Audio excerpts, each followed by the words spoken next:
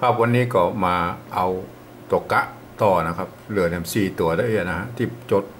จดมาไว้นะครับมันก็มีแค่นี้นะฮะแต่ไม่มีนักกว่านี้นะครับเอาแค่เป็นตัวอย่างเนาะครับคำแรกเลยนะครับกะเสียนนะฮะเรามาเขียนเป็นภาษาล้านนานะครับกะเสียนตัวนี้ก็กะแล้วครับกะเสียนนะครับเปิ้นใจสบเนาะครับตัวสะสบ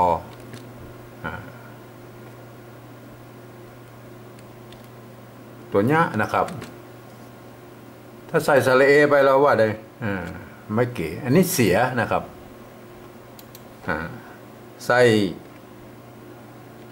ส่ตัวสะกดลงไปนะครับถ้ามีตัวสะกดแล้วตามกฎแล้วต้องตัดสระเอออกไปนะครับกะเสียนนะครับมาได้แล้วได้แล้วกะเสียนไก่สอนนะครับไก่สอนก็คือเกสรนั่นแหละครับแต่ภาษาละนาเพิ่นเฮาว่าไก่สอนนะครับในดั้งเดิมเพิ่นก็ไก่สอนเพิ่นเขียนว่าไก่สอนนะไก่สอนนี่ก็เขียนได้หลายแบบนะครับถ้าสมมติว่าเอาถ้าเอาแบบนี้ก่อนไก่สอนตัวซะนะกันย่อนเอาไว้ตัวหน้าก็เปลี่ยนเป็นตัวละไก่สอนนะครับไก่สอนมีวิธีเขียนอีกแถมหลายแบบนะฮะไก่สอนหันเขียนอยู่หลายแบบถ้าจะใช้ตัวซะนะครับเอาไว้ลุ่มเนี่ยเป็นหางนะครับเอาตัวกันย่อนไปแว่งลุ่มทั้งลุ่มไก่สอนนะอย่างนี้ก็ไก่สอนนะ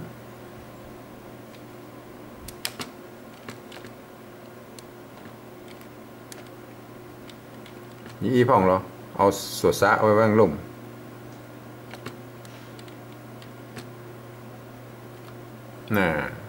นี่ก็ถ้าจะไก่สอนนะครับเอาไปผสมเหมือนก็หรือที่หันมาก็อาจจะเป็น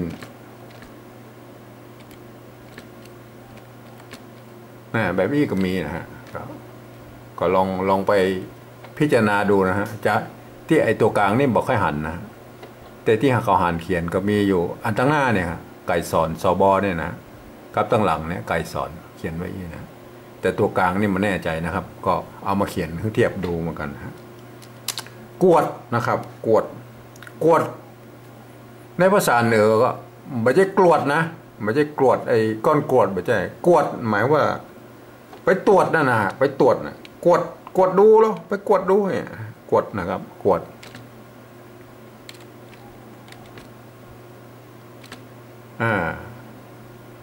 ตัวกะตัววะเป็นตัวสระนะครับตัวสะกดก็คือตัวดะนะครับกวดนะครับถ้าให้ใส่ตัวละลงไป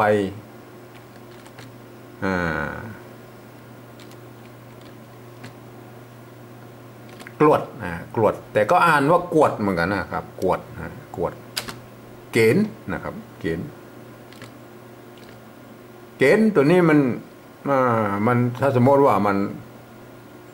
ถ้าเป็นภาษาไอ้คำศัพท์พวกนี้มันต้องเกณฑ์ทะเนาะครับเกณฑ์ทะมันต้องมีไอ้ตัวแต่ในภาษาละนาพวกจะเอาตัวหน้าเนี่ยมาซ่อนนะครับนะฮะเกณฑ์นะครับเกณฑ์นะครับเกษียณ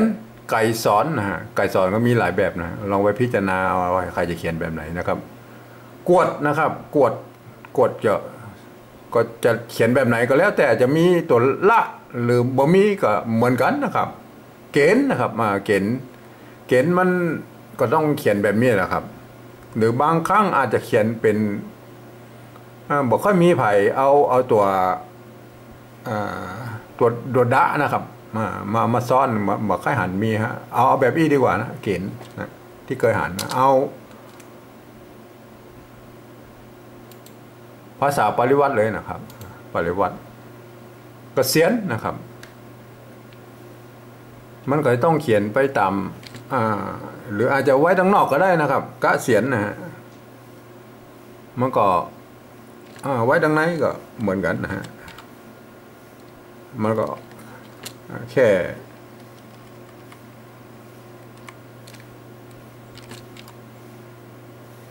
่รู้ว่าเป็นเกษียณนะครับเกษียณนะครับ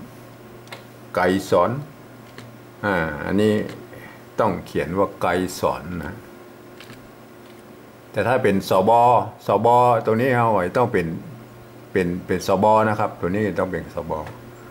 แต่อันนี้เขียนตามอันหลังเลยนะครับไกรสอนนะกวดนะครับกวดถ้าอยากเขียนตามอันหลังก็แบบนี้นะกรวดแต่ก็อ่านว่ากวดนะกวดตั้งหน้าเนี่ยเกณฑ์นะครับเกณฑ์ตัวนี้มันจะต้องมีตัวหน้าตัวนอ2 ตัวนะครับแบบนี้แหละครับเขียนว่าแบบอี้นะแต่ต้องอ่านก็เกษียณนะเกษียณนะไกรสอนนะฮะกวดนะฮะกวดนะฮะไม่ใช่กรวดนะกวดเกณฑ์นะครับ